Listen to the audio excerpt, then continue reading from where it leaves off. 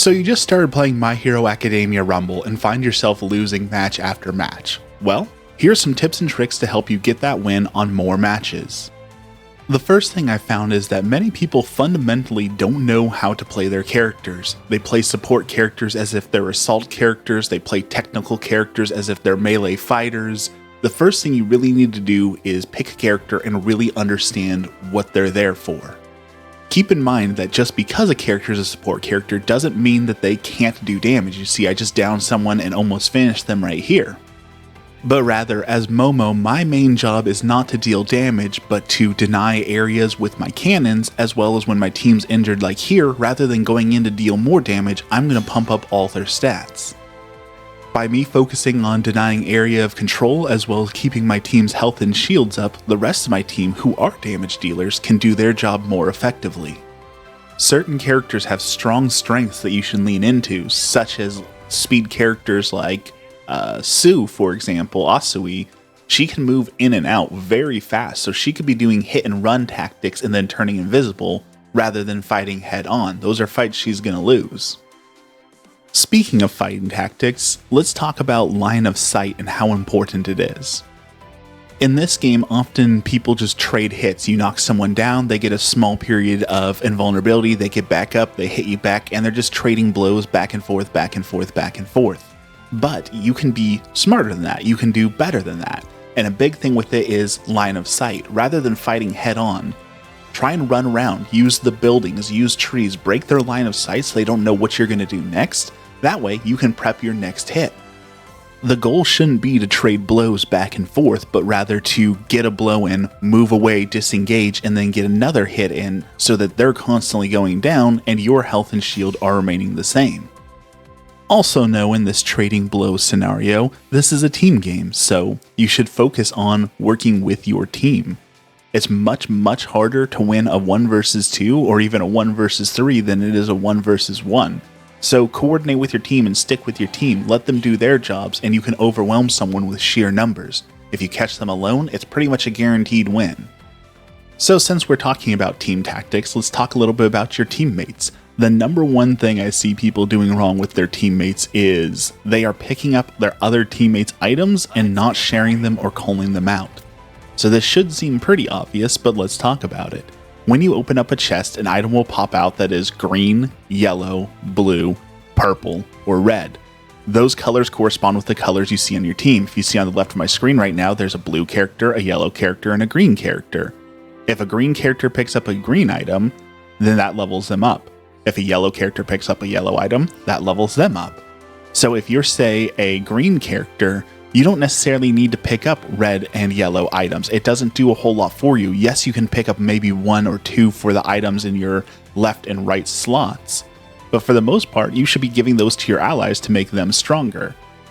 Remember, again, this is a team game, so you want your team to be leveled up and powerful. So sharing those items is super helpful. All it really does is hurt your team if you're hoarding all the items and not sharing them properly with your team. Now here I'm dropping some items that I don't need at all, but later you'll see I will drop those items that I picked up for my other teammates and I'm going to deliver them to them because I don't want them running all over the map. As well as you can use the pinging system as you see here to ensure that your allies go and see those items. On the topic of items, did you know in the zone that we're here, you can blow up the buildings and inside those buildings there are civilians to rescue? I think that a lot of people overlook the civilian rescue. Civilian rescue gives you the ability to revive teammates, as well as it gives you excellent items such as full team shields, full team heals, or both shields and heals. Those are super powerful and important items, especially if you're playing as a support, because again, your job isn't necessarily to always deal damage, but rather when your team's getting low, everyone can go and hide and you can heal them all up, or while they're fighting, you can hide and revive them. So again, those items are one of the most powerful items in the game, and they're often overlooked because people want items that just increase your power. This game just isn't about power. Granted, it does help if you have level 9 quirks and they only have level 1 quirks. There's a good chance you're going to win that fight, but still, having good shields, good tactics, and good heals are just as important to winning those fights. Interestingly enough, drop zones are different in this battle royale than other battle royales.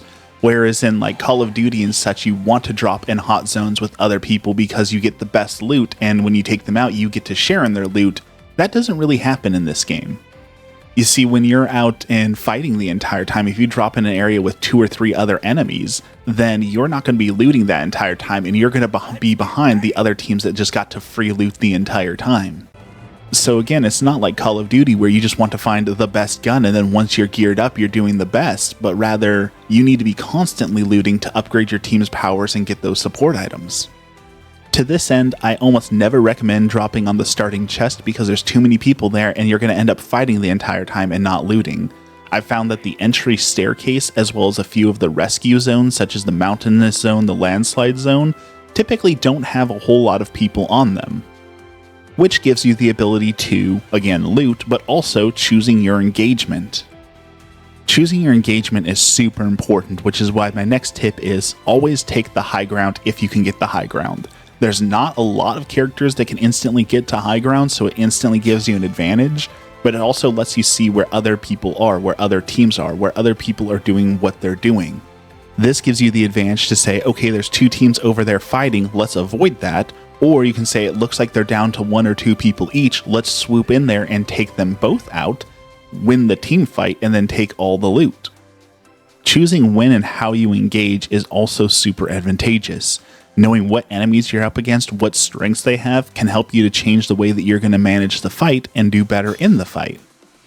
For example, if I see a team that is Ida and Ochaka or Sue, 2 different speedsters on one team, I'm not going to want to engage them in a giant open area because they're going to be able to use their quirks to their maximum, move out of the area, and just run away if things get bad. Whereas if I engage them in a dense area, like the city area or where there's a lot of trees, there's a good chance they'll accidentally run into a building, get stuck on something, and I'll be able to finish the job. Speaking of finishing the job, let's talk about downed characters. When you knock someone down, they're not out of the fight. They just lay there on the ground for 20 seconds or until someone revives them. A lot of people seem to be under the misconception that after the 20 seconds, they just instantly die and they're out of the match. That's not the case. They actually get back up and get back into the fight. I can't tell you how many matches that I've won or played in where they've knocked me out, but just let me sit there and recuperate because they didn't know that I was going to get back up. They were too busy taunting me or running around or doing other things to actually finish the job.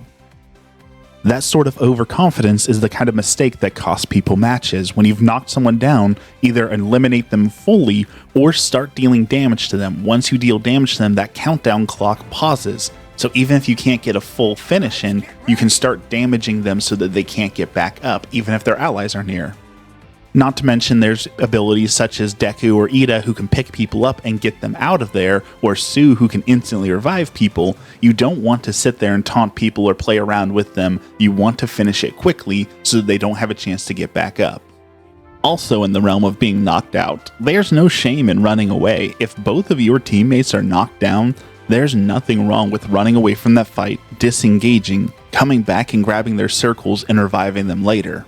Remember, the name of the game is to win, and that means by any means necessary. If the enemies disengage from you or don't notice you and you can get a chance to revive them, then you should do that absolutely rather than fighting a 1 versus 3 and dying anyways. Again, this is why support items are so powerful, and it's important to rescue those civilians, and that's why those zones with civilians in them are the absolute best to start in.